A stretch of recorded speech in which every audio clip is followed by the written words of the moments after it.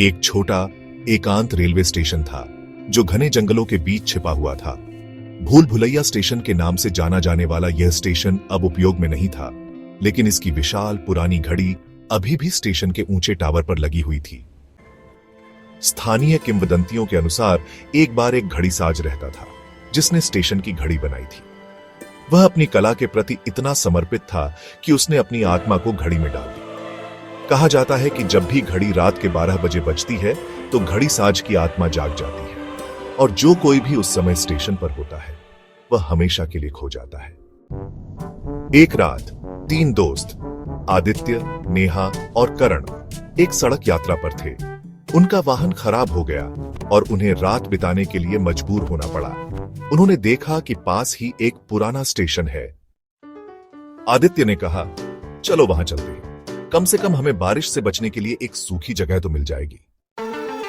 वे station के अंदर गए। यह ठंडा, नम और डरावना था। घड़ी की टिक टिक की आवाज हवा में गूंज रही थी, एक निरंतर परेशान करने वाली लय में।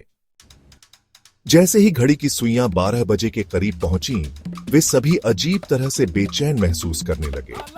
घड़ी की टिक टिक तेज हो गई और कमरे में हवा भारी हो गई। घड़ी ने 12 बार बजना शुरू किया। हर घंटी के साथ कमरे में छायाएं लंबी और गहरी होती गईं।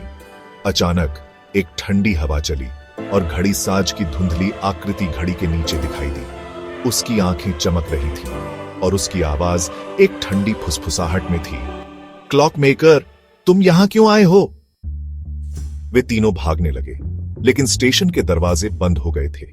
वे हर तरफ भागे, लेकिन हर रास्ता बंद था। घड़ी साज की आकृति उनका पीछा कर रही थी। उसकी आवाज उनकी आत्माओं को छेद रही थी।